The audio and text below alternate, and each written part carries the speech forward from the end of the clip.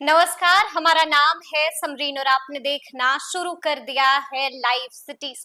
देखिए, देश में नीट पेपर लीक का मामला और भी ज्यादा गर्माता जा रहा है। आप देख सकते हैं कि हर दिन इस मामले में रोज नए नए चौंका देने वाले खुलासे हो रहे हैं और बीते दिन बिहार पुलिस ने अपनी जांच रिपोर्ट शिक्षा मंत्रालय को भेजी, जिसके बाद आपने देखा कि शिक्षा मंत्रालय ने इस मामले में सीबीआई जांच करने का फैसला लिया है। लेकिन आपको मालूम है कि हर रोज इस तरह के मामले सामने आते हैं, यानी कि बच्चों के भविष्य के साथ बार बार खिलवाड़ होता है। तो ऐसे में अब बड़ा सवाल उठता है कि आखिर पेपर लीक हो कैसे जाता है।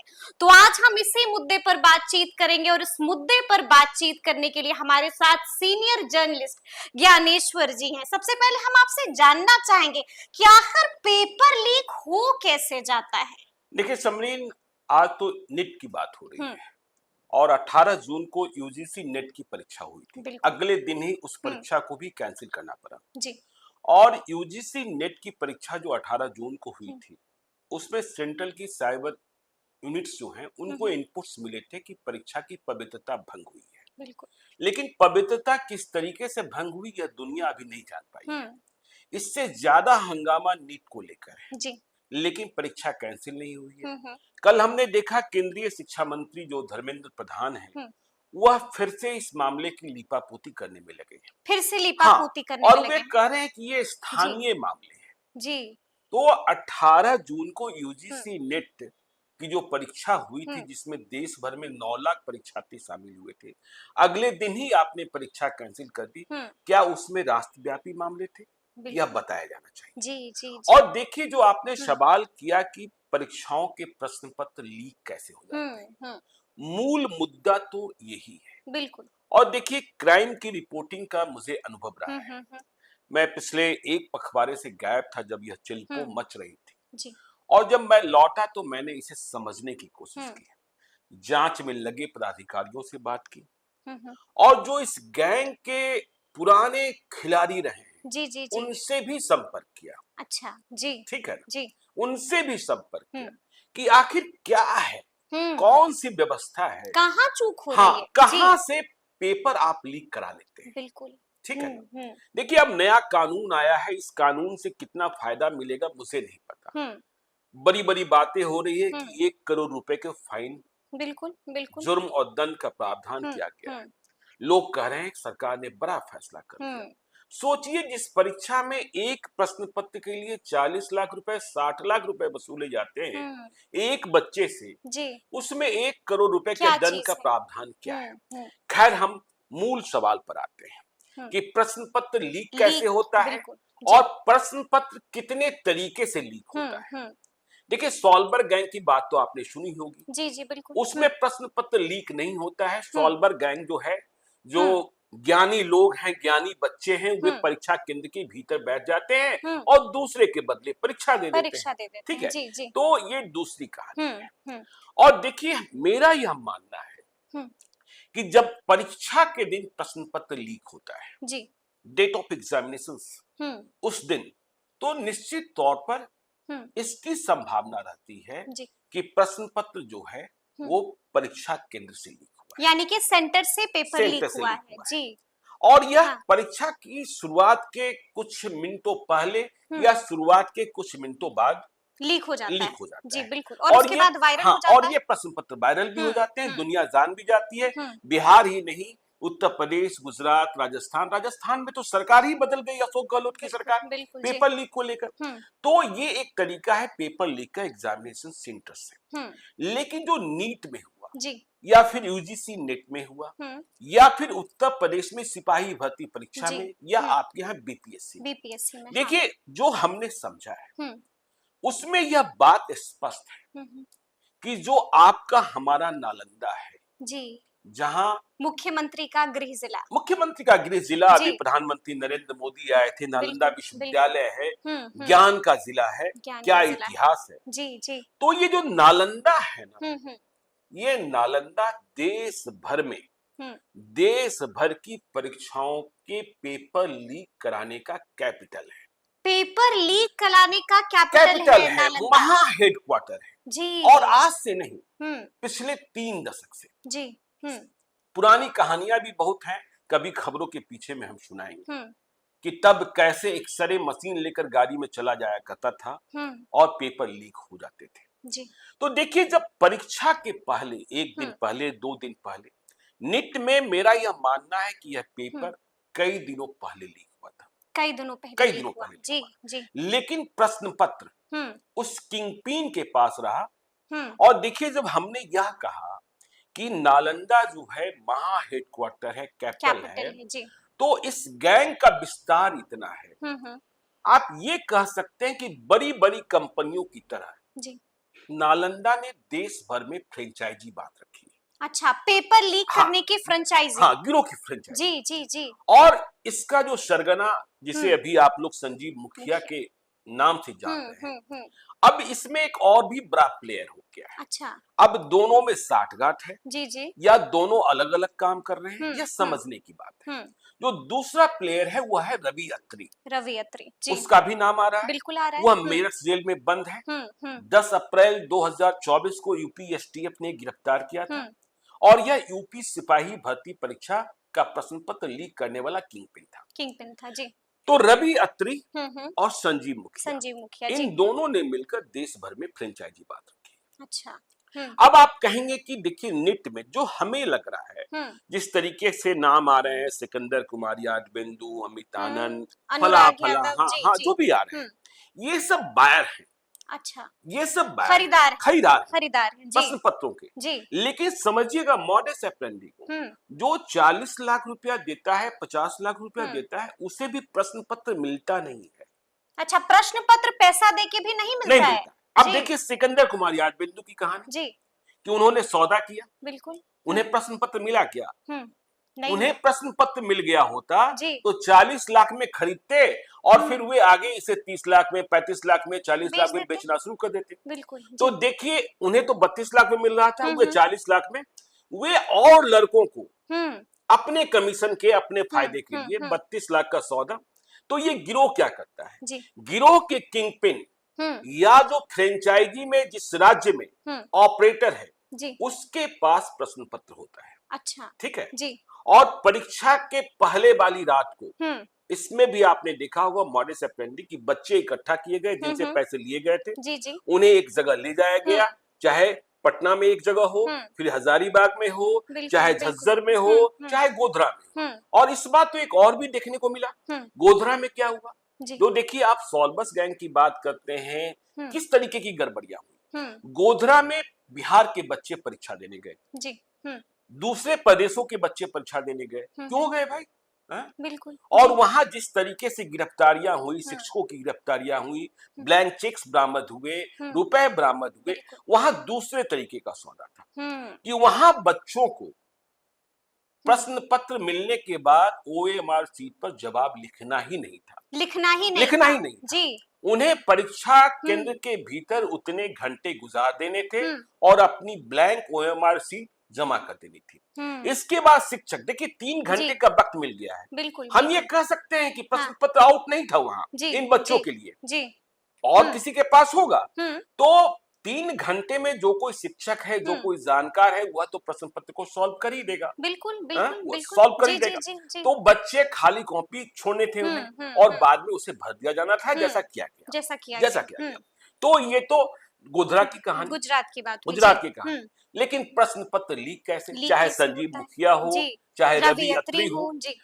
तो देखिए, जो मेरी समझदारी है, जो हमने समझने की कोशिश की है कि परीक्षा केंद्र से प्रश्न पत्र लीक नहीं हुआ तो हुआ कहां से? बिल्कुल। परीक्षा केंद्र पर उसी दिन प्रश्न पत्र आता है। इसके पहले यह प्रश्न पत्र कहां रहता है? बिल्कुल। जी। इसके पहले यह प्रश्न पत्र रहता है बैंक के पास या ट्रेजरी के पास। उनके पास भी 1 या 2 दिन पहले पहुंचता है। उसके पहले यह कहां रहता है? उसके पहले यह रहता है ट्रांसपोर्टिंग एजेंसी के पास। अच्छा। ठीक है। जी। और उसके पहले कहां रहता है? जहां इसकी छपाई होती है, प्रिंटिंग प्रेस। के पास। तो जब इसके नेक्सस को समझिएगा संदीप, तो जो प्रश्न पत्र छापने वाली कंपनियां हैं, प्रिंटिंग प्रेसेज हैं, जो सिक्योरिटी प्रेसेज हैं, उनमें अधिकांश गुजरात के हैं। अच्छा। गुजरात और दिल्ली के हैं। और बिहार इस बात का गवाह है कि बिहार में बीपीएससी पेपर लीक मामले में गुजरात के एक प्रिंटिंग प्रेस के मालिक पटना के ही बेऊर जेल में कई वर्षों तक बंद रहे जी। और उस मामले में बिहार के एक आईएएस अफसर सुधीर प्रसाद जो बिहार के होम सेक्रेटरी थे वे भी गिरफ्तार किए गए थे। ठीक है, बिल्कुल। तो हमने कहा कि प्रश्न पत्र कैसे आया परीक्षा केंद्र के पास, बैंक से आया या ट्रेजरी के से आया, उसके पहले ट्रांसपोर्टिंग एजेंसी के पास है। तो देखिए जो मॉडस ऑपरेंडी है जो हमने समझा कि ये जो संजीव मुखिया है और रवि अत्री है, इन लोगों ने क्या किया है कि एक तो सेंधमारी करने की कोशिश की है प्रिंटिंग प्रेसेस के अच्छा गुजरात में। जी। लेकिन यह आसान काम नहीं, क्योंकि वे इसी के लिए जाने जाते हैं कि सुरक्षित छपाई करते हैं, बिल्कुल, और सुरक्षित भेजने का प्रयास करते हैं। और जब एक बार गड़बड़ी हो जाएगी, गुजरात के एक बड़े प्रिंटिंग प्रेस का मालिक बिहार में गिरफ्तार कर गया और कई वर्षों तक जेल में रहा, तो वह खौफ है। लेकिन इसके आगे जो कहानी है उसमें कई लूपहोल्स हैं। अब यदि गुजरात में प्रश्न पत्र छपा तो वह ऐसे तो नहीं आ जाएगा जहां परीक्षा केंद्र है, उसके लिए किसी न किसी ट्रांसपोर्टिंग एजेंसी को, कुरियर एजेंसी को हायर किया जाता है। जी। चाहे वो ब्लू डार्ट हो, चाहे टीसीआई हो, चाहे कोई भी हो, जो सुरक्षित जिसे माना जाता है कि मानक के अनुरूप है। जी। लेकिन वहीं संजीव मुखिया और रवि अत्री ने सेंधमारी कर रखी, वहीं पर सेंधमारी हुई है, एक पैरेलल व्यवस्था बनाकर रखी। अच्छा, अब कैसे? जी, तो देखिए ये जो कंपनियां हैं, जो कुरियर कंपनी है, यहाँ भी एम्प्लॉय होते हैं, बिल्कुल, और यहाँ एम्प्लॉय कहाँ से आते हैं? वो भी एजेंसीज के माध्यम से आते हैं, हायर होते हैं, ठीक है, जो मैन पावर सप्लाई करती है, और फिर उन्हें ट्रेंड किया जाता है, ट्रेनिंग सेशन होता है। जी। तो इन्होंने क्या क्या, देखिए रवि अत्री की जब गिरफ्तारी हुई यूपी पुलिस के द्वारा, यूपी एसटीएफ के द्वारा, तो मालूम ये हुआ कि इन लोगों ने पेरोल पर हर महीने के वेतन पर जी ये जो कोरियर एजेंसीज हैं वहां अपने आदमी बहाल कर रखे हैं, वहां काम करने वाले, मतलब इनके आदमी वहां पर काम कर रहे हैं, वहां काम कर रहे हैं। जी। देखिए है तो वह मूल रूप से कर्मचारी उनका, लेकिन भाड़े का तत्व इनका भी है, जिसे हर महीने वेतन मिलता है और इस बात से कोई मतलब नहीं है कि इस महीने कोई पेपर आया कि नहीं आया। और देखिए जो काम कर रहे भाड़े के टट्टू हैं, जी, उन्हें सिर्फ इसका ख्याल रखना होता है कि जब कोई पेपर आ जाए, कोई भी पेपर आ जाए, कोई भी, हाँ, चाहे नेट हो, चाहे बीपीएससी हो, हाँ, सिपाही भर्ती हो, उन्हें इस बात की जानकारी दे देनी होती है, ये जो संजीव मुखिया हैं, रवि अत्री हैं, या इनके जैसे जो और गिरोह हैं, कि हाँ हमारे यहाँ पेपर आ गए, पेपर्स आ गए, बस यही इन्फॉर्मेशन, हाँ, इन्फॉर्मेशन दे देना होता है। जी। अब यही से, अब देखिए जो पेपर्स आए हैं, जानकारी मिल भी गई, तो वहां तक पहुंचा कैसे जाएगा? बिल्कुल, और वो तो सील बंद कंटेनर है, बिल्कुल जी, ठीक है, ताला लगा हुआ है, सील लगा हुआ है, कैसे तोड़ा जाएगा? तो तोड़ना भी नहीं है। अच्छा, ठीक है ना जी, फिर निकलेगा कैसे? यही बड़ा सवाल है। जी। देखिए हमने कहा प्रारंभ में कि पहले हमने ऐसे गिरोह देखे हैं जो एक्सरे मशीन से लेकर चला करते थे, बिल्कुल। लेकिन जब एक्सरे आप करते हैं तो पहला पन्ना तो आ जाएगा, भीतर के पन्ने कैसे आएंगे? बिल्कुल जी, और साफ कैसे आएंगे? आपने इसी नीट घोटाले में, नीट में जो प्रश्न पत्र लीक हुआ है, आप यह कहानी सुन रहे हैं कि एक प्रश्न पत्र जली हुई अवस्था में पटना के आसियाना नगर में बरामद किया गया, और जिसका नंबर भी स्पष्ट है, बिहार की ईओयू टीम ने इसकी जानकारी भी दी है। बिल्कुल, तो सवाल ये पैदा होता है, क्या वह ओरिजिनल प्रश्न पत्र था? बिल्कुल, ओरिजिनल प्रश्न पत्र नहीं था, वह कॉपी प्रश्न पत्र था। यदि ओरिजिनल प्रश्न पत्र होता तो वह तो शॉर्टेज दिखाई पड़ता वहां, बिल्कुल, और जैसे ही शॉर्टेज दिखाई पड़ता, हंगामा मच, हाँ, नकेल तो कस दी जाती, हाँ, तो वह फोटो देखिए तो सीलबंद कंटेनर पहुंचा। मैं ये नहीं कह रहा कि ये जो कुरियर कंपनी में काम करने वाले लोग हैं वह गुजरात में ही है। देखिए गुजरात में प्रश्न पत्र छपा तो वह उत्तर प्रदेश के लिए चला हुआ, बिहार के लिए चला हुआ, बंगाल के लिए चला हुआ, हरियाणा के लिए चला और राजस्थान के लिए चला। तो इसके जो रास्ते हैं उसमें कहीं भी कुरियर कंपनी में इनके लोग होते हैं, बिल्कुल, ठीक है। अब देखिए जब जानकारी आ गई कि प्रश्न पत्र आ गया है, बिल्कुल जी, और प्रश्न पत्र जाने वाला है, तब यह गिरोह कितनी तेजी से एक्टिव होता है। जी। तो देखिए सीलबंद कंटेनर को बगैर सील तोड़े उसके भीतर क्या रखा है देखने वाला और उसे कैमरे में जज करने वाला गिरोह भी है। अच्छा, एक्सपर्ट भी है। मतलब इस काम के लिए भी अलग से एक्सपर्ट है, अलग से टीम होती है। अलग से टीम होती है और वो बहुत खास टीम होती है। अच्छा, इसमें भी एक व्यक्ति जो है बिहार का, वह महारत हासिल किए हुए है। अच्छा, फिर से एक बार बिहार का एक व्यक्ति। मैंने कहा ना कि नालंदा महा हेडक्वार्टर, तो वह व्यक्ति जो है जिसकी पहचान बिहार के व्यक्ति के रूप में है, उसका नाम है शुभम मंडल। शुभम मंडल, ये शुभम मंडल जो है इस बात की महारत हासिल किए है और इसके गुर्गे भी है कि किसी भी सीलबंद बक्से को आप इसे दे दीजिए, कुछ मिनट्स में यह बिना सील तोड़े, बिना ताला तोड़े उस बक्से को खोल देता है और फिर उसी तरीके से बंद कर देता है। उसी तरीके से बंद भी कर देता है। जी, उसी तरीके से बंद कर देता है। तो अब इसका प्रमाण कैसे मिला, इसकी जानकारी कैसे मिली? बिल्कुल, यूपीएसटीएफ ने इसे ब्रेक किया। अच्छा, जब रवि अत्री गिरफ्तार हुआ, शुभम मंडल पकड़ा गया, तो रवि अत्री को जब जानकारी मिली कि प्रश्न पत्र कुरियर कंपनी में आ गई है, उसके भाड़े के टट्टू ने बता दिया, तो शुभम मंडल को पटना से फ्लाइट से बुलाया गया अहमदाबाद। अच्छा, जी, ठीक है, जी, फ्लाइट से गया। हाँ, और इसने फ्लाइट से जाने के 2 लाख रुपए लिए। 2 लाख रुपए जी। इसका काम सिर्फ इतना था कि उस सीलबंद बक्से को खोल देना था और जो गिरोह के दूसरे साथी थे उसे फटाफट फोटो खींच लेना था। तो यह एक्सपर्टी शुभम मंडल के पास है। इसकी तरह और भी कई लोग हैं। अब देखिए, इस तरीके से प्रश्न पत्र किंगपिन के पास पहुंच गया। यह एक दिन पहले भी पहुंचा होगा, 5 दिन पहले भी पहुंचा होगा। अब वह प्रश्न पत्र किसी को नहीं देता है। अच्छा, नहीं देता है।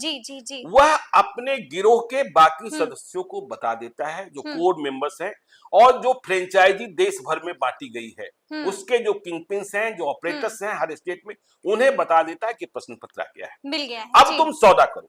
अब तुम सौदा करो। अच्छा, अब वह ग्राहक खोजना शुरू करता है। जी। ग्राहक को इस बात की तसल्ली दी जाती है कि प्रश्न पत्र तो आपको नहीं मिलेगा, आपके बच्चे को हम परीक्षा के पहले वाली रात में अपने कब्जे में लेंगे। अच्छा, अब देखिए रवि अत्री ने क्या किया था सिपाही भर्ती परीक्षा में। एक गुरुग्राम में, हरियाणा में, वहां एक रिजॉर्ट था, वहां बच्चों को ले जाकर ठहराया गया था। बिल्कुल, रिजॉर्ट बुक कर लिया रिजॉर्ट बुक कर लिया गया और वहीं आंसर्स रटाए जा रहे थे। क्योंकि देखिए, जो किंगपिन है वह जानता है कि जैसे ही हमने प्रश्न पत्र दे दिया, चाहे 40 लाख में, 50 लाख में, 1 करोड़ में, बिल्कुल जी, वह प्रश्न पत्र आगे वायरल हो जाएगा। और जिसे यदि प्रश्न पत्र आपने मुझसे 40 लाख रुपए में खरीदा और हमने प्रश्न पत्र आपको दे ही दिया, तो आप 40 लाख रुपया बचाने के लिए आप तो सौदा करने लेंगे। आप ऋषि को 30 लाख में बेच देंगे, ऋषि आगे 20 लाख में बेच देंगे, तो यह प्रश्न पत्र दिया नहीं जाता। इसलिए आपने देखा कि इस मामले में भी कुछ बच्चों को खेमनीचक में, कुछ बच्चों को एनएचआई के गेस्ट हाउस में, जिस तरीके के बच्चे थे उसी तरीके से हजारीबाग में उन बच्चों को परीक्षा के पहले वाली रात में प्रश्न पत्र रटाए गए। बिल्कुल जी। और देखिए, मैं आपको बता रहा हूँ कि जो नालंदा महा हेडक्वार्टर है, कैपिटल है पेपर लीक का, बिल्कुल, वहाँ जो गिरोह है, एक नहीं अनेक गिरोह है, अनेक गिरोह है, और सभी गिरोहों ने 100 करोड़ 200 करोड़ रुपए कमाए हैं। 100 करोड़, 1 करोड़ रुपए का जुर्म का प्रावधान आपने कर दिया। संजीव मुखिया, आप कह रहे हैं कानून बना रहे हैं, कानून को अमल में कब लाएंगे? संजीव मुखिया अभी क्यों नहीं, पहले जेल जा चुका है, उसका बेटा शिव कुमार आज जेल में है, लेकिन संजीव मुखिया कहाँ भाग गया भाई? बिल्कुल, पुर्तगाल भाग गया, अमेरिका भाग गया, जो वह पकड़ा नहीं जा रहा है। और संजीव मुखिया का राजनीतिक रसूख भी देख लीजिए। बिल्कुल जी। संजीव मुखिया पहले कुछ नहीं था, वह एक किसी कॉलेज में कर्मचारी भी है, और मुझे आज कोई कहानी सुना रहा था कि जब वो गिरफ्तार किया गया तब भी उसे वेतन मिल रहा था। तब भी वेतन मिल रहा था। देखिए, इसकी पुष्टि हम करेंगे। जी। ठीक है, तो संजीव मुखिया जैसे कई गिरोह हैं और 100-200 करोड़ रुपए इन लोगों ने कमाए हैं। अब संजीव मुखिया के भीतर राजनीतिक इच्छा भी जगी। बिल्कुल, पहले तो खुद मुखिया बना। जी। और जिस दिन मुखिया का चुनाव हो रहा था, वहां के यादवों ने इसका विरोध भी किया था। यह कहानी भी सुन लीजिए, बूथ पर झगड़ा भी हो गया था। अब संजीव मुखिया की पत्नी, जिनका नाम ममता देवी है, वह लोजपा से चुनाव लड़ी 2020 में, अविभाजित लोजपा से, अनडिवाइडेड लोजपा, मतलब रामविलास पासवान, चिराग पासवान और पशुपति पारस की पार्टी लोजपा से। कहां से चुनाव लड़ी? हरनौत से।